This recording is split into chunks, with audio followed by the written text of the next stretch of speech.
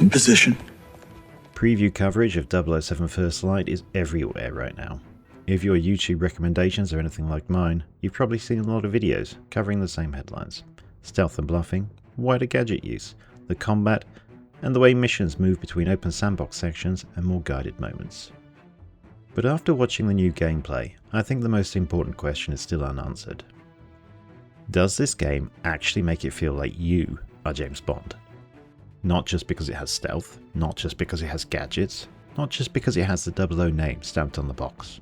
When you're the one holding the controller, does it genuinely feel like you are Bond, James Bond?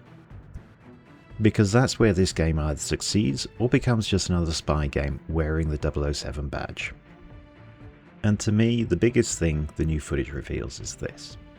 007 First Light feels less like playing the perfectly polished secret agent, and more like playing an inexperienced Bond, trying to keep situations under control before they spiral into absolute chaos.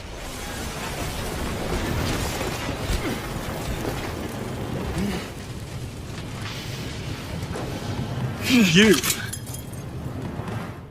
Remember your training, mate. You got this.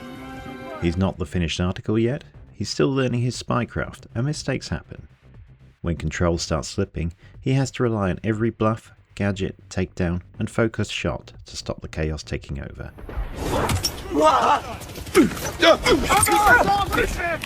It's not a game about perfect stealth. It's about reading the room, identifying your path through, and getting any situation contained before it gets away from you. You're not rushing from encounter to encounter, or always sneaking through unseen. This is a scrappy fight to stay in control as the stakes keep rising. That's what I want to break down today. This is the 00 Debrief.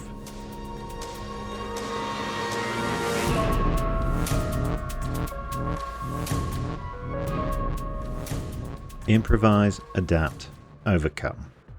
That may be a mantra of the US Marine Corps, but it feels like something James Bond has taken to heart in 007 First Light. IO Interactive's approach to gameplay seems built around that idea. Improvise, adapt, and get the mission done no matter how the situation develops. It also clearly sets this apart from a traditional Hitman experience. Where Hitman is about careful surveillance, planning, and execution, Bond feels far more reactive. One mistake doesn't necessarily end the mission, but instead forces you to adapt. As M herself puts it, Bond is a blunt instrument, and that idea seems reflected throughout gameplay. From the latest footage, he often begins in open environments with space to observe and move freely. Progress comes from reading the situation, finding access points, identifying routes, or exploiting small opportunities that open up the path forward. These moments feel familiar to Hitman-style mission stories, but less rigid, more fluid, and far less dependent on perfect timing. But that freedom to explore doesn't last. As the mission progresses, security tightens and your options start narrowing. The game increasingly forces you to adjust on the fly, using whatever tools are available to stabilize the situation and prevent it from spiraling out of control. It's not about executing a perfect plan. It's about reacting well enough to keep the mission moving before the situation closes in around you. Keeping control in 007 First Light also doesn't mean staying invisible. What stands out from the new footage is that Bond often looks less concerned with disappearing completely and more concerned with controlling attention. Stealth is obviously a major part of the game. The Icelandic mission, training in Malta, and parts of Kensington feature stealthy approaches. You can move quietly, use cover, take enemies down, and keep your presence hidden. All the typical stealth mechanics.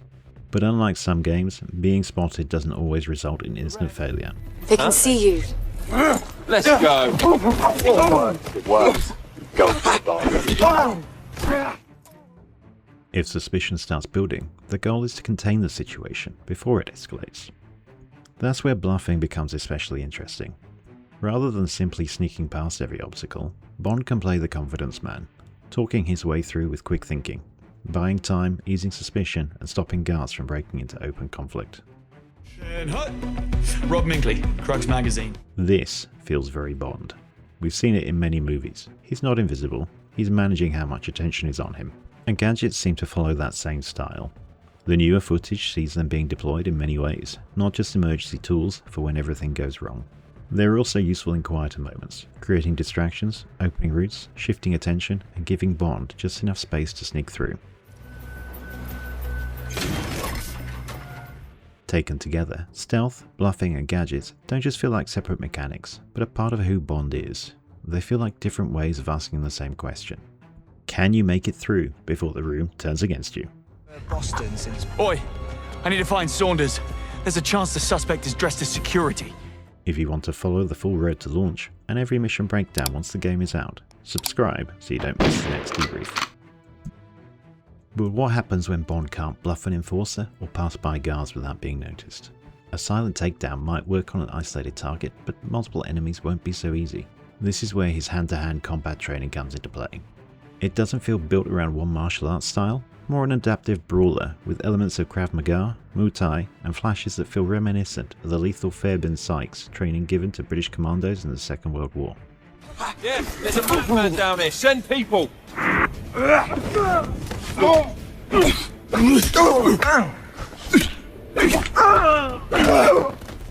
I've heard comparisons to the Batman Arkham series style of combat, but I don't think that does it justice. Batman is a superhero power fighter after all.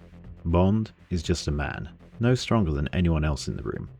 His punches aren't going to instantly floor an enemy, but using his wits, training, and the environment around him, he can still take control of the fight.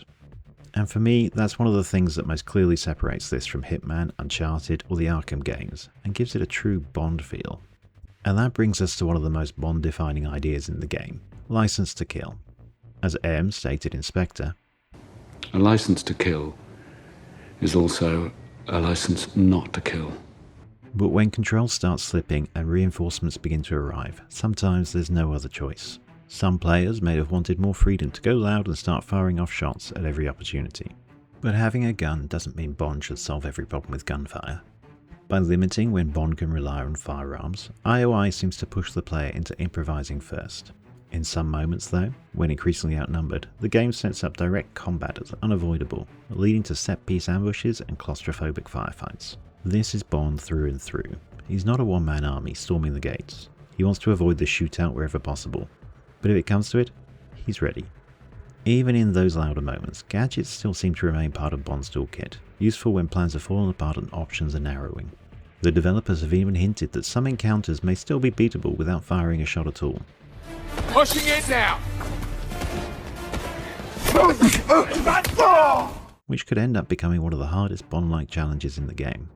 And maybe that's the clearest sign that IOI understands Bond, not because he always controls the room, but because when things do go wrong, he still finds a way through. And that feels exactly right for a Bond who is still learning who he is. Just borrowing it. Indefinitely. That may be the smartest thing about First Light. You're not stepping into the shoes of the finished Bond, you're learning how to become him. The story of First Light seems built around exactly the same idea. This is a much younger Bond, still learning who he is, still learning what kind of agent he wants to become. He isn't the finished article yet, and that's why so much of the gameplay feels fitting. The player is learning that judgment alongside him, when to push forward, when to bluff, when to disappear, and when a fight simply can't be avoided. The systems give you freedom, but they also seem forgiving enough to let you recover from the kind of mistakes an inexperienced field agent might realistically make. Iceland feels very much like the inciting incident in Bond's story, the moment Bond is thrown into something bigger than himself. And from there, the most interesting part may be watching him slowly become the Bond we recognise, not by getting everything right, but by learning what kind of agent he has to be when things go wrong. And that may be what makes this work ultimately. The game doesn't ask you to start as Bond, it asks you to learn how to become him. Overall, 007 First Light feels fresh, but still recognisably Bond. Not because it copies every familiar Bond trope, but because it seems to understand what makes Bond compelling in the first place. He isn't perfect, he doesn't always control the room, he makes mistakes.